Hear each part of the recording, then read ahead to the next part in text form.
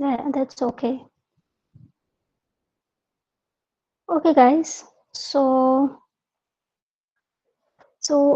today I'll start with the identifiers. Actually, we have already studied and discussed this thing so many times, but we use the word variable, right? So identifiers are the same like a variable. Sometimes we call them variable and sometimes we call them identifiers. But identifiers are of two different types. Sometimes you will find the variables and sometimes the constant. So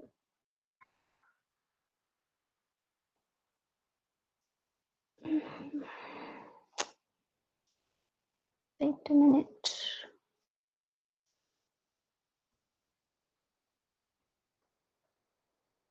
So identifiers. So as you can see on the screen, we know the concept of variable, right, guys? Yes, ma'am. Okay. So the meaning of the variable is that we give some temporary name to the memory location when we want to store the data, right?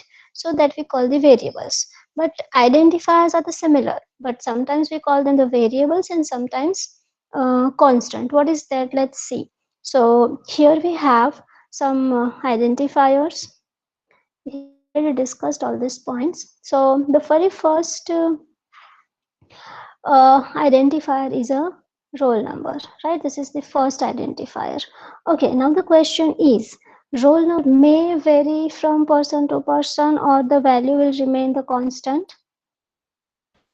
Very okay. Vary. It means that this is the variable. Identifier have two different types. One is variable and second is constant. So here we have few identifiers or a few variables like percentage marks is there, then average is there and all having the different data types.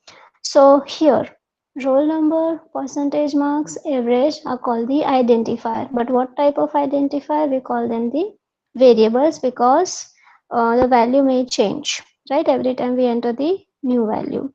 A similar way, here some acceptable or the valid identifiers like yes, your name is fine. You can write this way. Underscore can be used. Underscore along with the numbers you can use. In between the identifier, you can use the number. Single character is also possible. Numbers and characters possible. Only characters. So this way you can declare the variables.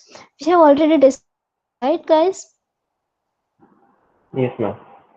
Okay. So identifiers, and here we have the naming convention rules for the variables. So we know that it is the underscore, guys. Can we use the underscore? Yes, ma'am. Yes. So can we use dash, hyphen, asterisk? No, ma'am. No, Mm. ma'am. No, No. ma'am. Very good. So Actually, special characters. NC is yeah. Only see only underscore is we can use in all the symbols or among all the special characters. Next rule says NC standards. NC stands for American National Standard Institute. It will define some standard and it says that the recognized length of the identifier or a variable should be 31 characters. Means it will allow you to declare the variable which can contain 31 characters. Length of the variable or the length of the identifier you can use 30 up to 31 characters. However, the length should not be normally more than 8 characters. This is for the user side, like programmer side. Like when we are designing the variable, when we are declaring the variable, normally we prefer 8 characters, but it allows 31 characters. So it's up to you that what you want to what length you want to keep of the variable. But one thing I always insist that yeah, the name of the variable should be meaningful, right? Like suppose you are storing the value or the answer, then keep it answer rather than going for the A, B, C, D, E, F, G. Even sometimes I have seen that student keep the variable name like their name, like Jai 1, Jai 2, Jai 3, which should not like be that. The name of the variable should be meaningful. See, as far as two or three variables are concerned in the program, so you can easily identify that which variable is used for which job. But when you will have like a 15 or 20 or more than that variables in your program, in that case it is going to be very tough to know that which variable is for what use. So always give the meaningful name, so it will be easy for you to uh, understand the program, and suppose you are getting some error, even in that case this will help you out. Next is uppercase and lowercase are significant. Yes, we know. C is a case sensitive language. The variable name should not keyword, right? This also we have discussed that. Can you tell me some keywords, guys? Switch, Yes, int, If, yes, yes, if, float, yes, double, yes. class, main, struct. Perfect. So these are the keywords which you can not use. And uppercase and lowercase are significant because what? If I say capital sum and small sum, so both are similar or different, guys? different. Different, right? So that's why it is significant. Yes. The variable not should be name should not be keyword. Yes, this we know. And white space is not allowed. Keep in mind this. White space is not allowed. What more we can you add in this naming convention, guys? Same name can't be used for different data types. Yes. Then cannot start with the number. Variable name cannot start with the number. Yes, ma'am. Yes, ma'am. Digits from the digits. Yes. So these are the some common rules for the naming convention thing. So I hope it is clear to everyone. Yes, ma'am. Okay. Uh, so after the identifier, see the next is a C tokens. It's very simple topic. Uh, Anyone can tell me the statement to. I'm just telling you. Listen me carefully, and then you have to tell me the statement instruction. What would be the instruction if I want to print the value from the memory uh, with the name ANS? I repeat. I repeat that what I want.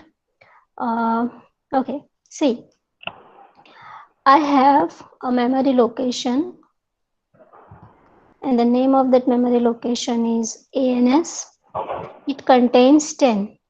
Now I want to print this value on screen. What would be the statement, guys?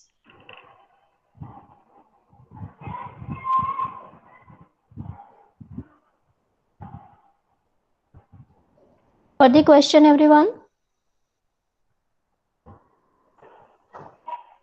Yes, ma'am. Okay. Should I repeat? Yes, ma'am. Okay. So the question is,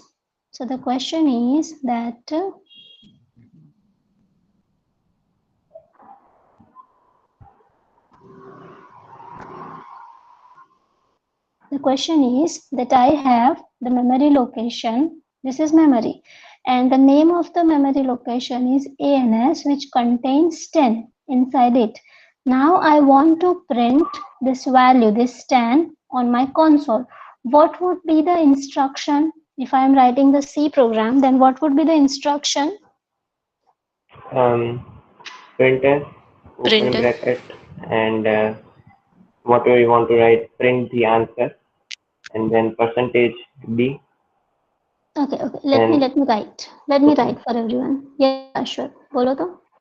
Printf, printf. open bracket, Hmm. that means yes, and then whatever we want to write, print the answer or something, Some whatever text. statement. Some text. Yes, Okay. some text. Then And then percentage D, %d. then close the double inverted comma, single yes, and then answer, ANS, capital ANS, and then and Yes. semicolon, yes. Right. Guys, please ignore the handwriting. Huh? Yes, Okay. So here we have one instruction, and this, can I say that this instruction contains keyword printf, yes, then ma'am. Yes, brackets, ma'am. then double quotes, then format specifier, then comma, then variable name, and then semicolon. Can I say that this instruction contains all these components? Yes, ma'am. Yes, ma'am. Okay, so all the things, all the components which you can see in one instruction, that we call the token. The smallest element, the smallest element identified by the compiler in a C program is called the token. And this token can be anything. It can be some constant value, it can be your string, it can be your identifier. Identifier means variable. It can be keyword, it can be operator, it can be symbol. Got it? Yes, ma'am. Yes. Yes, ma'am. So the C token is nothing but the smallest element, the smallest element in your instruction. Easy, everyone? Yes, ma'am. Yes, So ma'am. pick any instruction. So in that instruction, you will find so many different tokens, right? Yes, ma'am. Okay.